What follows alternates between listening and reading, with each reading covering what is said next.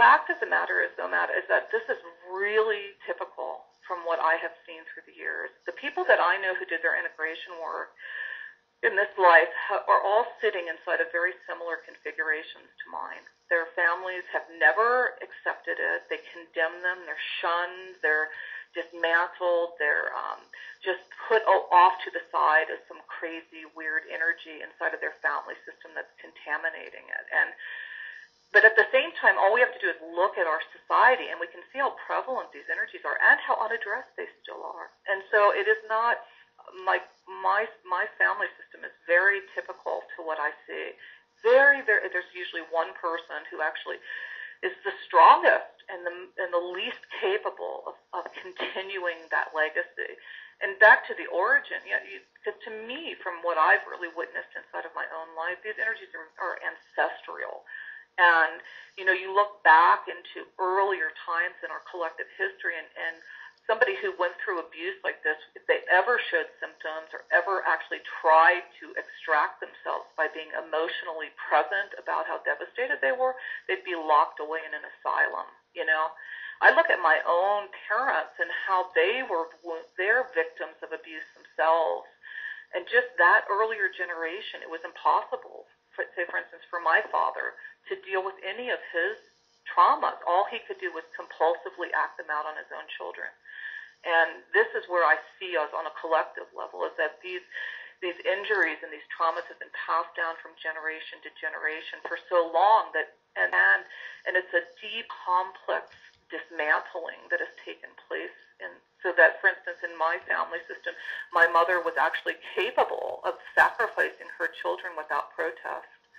And how did we come to that? How could I possibly have been born into such a world?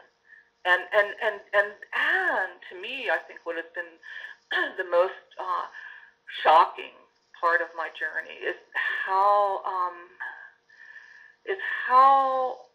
I have been, like, once I did that integration work, then I found myself fully conscious inside of a world where I wasn't allowed to have done that work.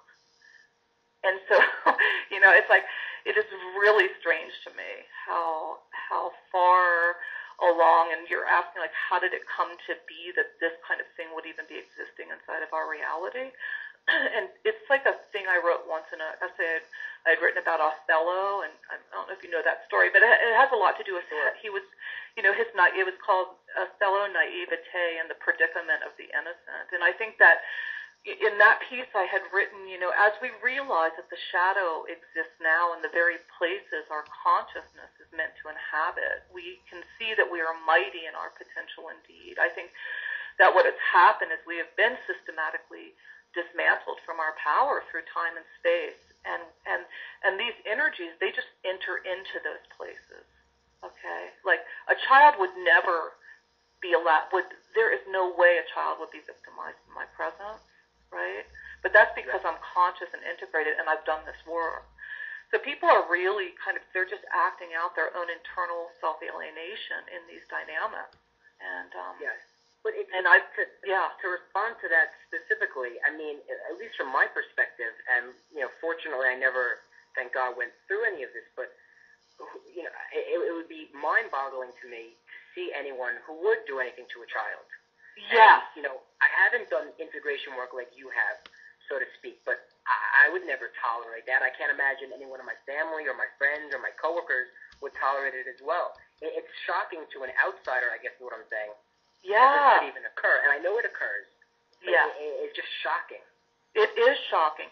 And what's really shocking is when you live inside of one of those systems and you actually see the makeup of it. Like, I have moved through that sort of arm of the shadow, as I guess would be the best way to describe it. I have consciously moved through one manifestation of an aspect of that system, and really explored, not because I wanted to academically, but because I had to for my own evolution and my own integration, and really look up close at the components of that, how it comes to be that we would even have a society where this level of breaking down, how could I be born into a world where my own parents were there to devour me?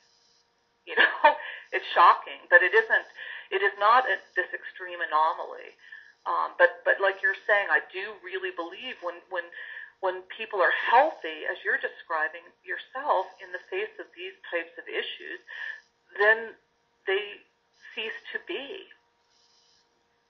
The only reason this is all over the place is because there are this many people who are this devastated and who have not integrated their histories and healed these wounds yet.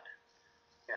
Now, Moti, did your family grow up with any sort of religious background? And if so or not, how did that affect, your childhood experiences and now your adult experiences? Well, it's kind of interesting because my father, which is the side where this abuse comes down, my mother, I guess I would consider my mother as like equal in the dynamic because she's it's sort of like the Nazi concentration camp thing, like who's guilty, at what levels, and, her just sacrificing us is no different to me than him acting out on us so aggressively.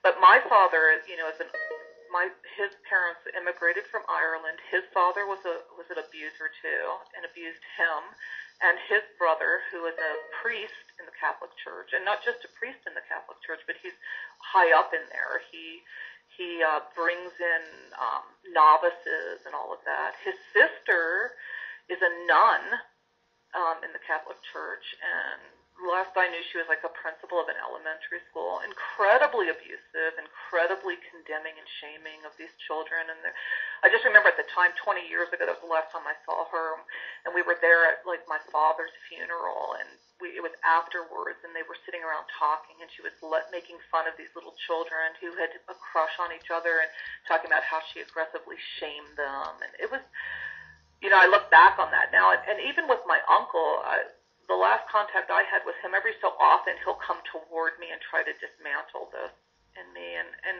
the last, I remember, was the time of that tsunami, and right around that time, a couple of years ago, and he emailed me after all of these years, and he knows exactly where I sit with this, and this is his brother and his father who abused me. And he said, "Oh, I'm just writing to you because it's your father's birthday," and blah, blah, blah. It's really insidiously horrifying to me because I'm present, and to me that's really like somebody coming into my house and really violating me, and I'm totally integrated, so I don't put up with that at all, And so I wrote him back, and I said, I'm not comfortable, and I was very cordial, but I said I'm not comfortable with that, exactly where I sit with him and what happened and what he did to me, and that feels really violating. And he wrote back, and he was like tried to be real aggressive with me and force that on me. I said, you know what? I'm really thinking about contacting your superior and letting him know that you condone child sexual abuse in the form of me, So, and I haven't ever heard from him since. Yeah. So I don't know, like, yeah. And I apologize.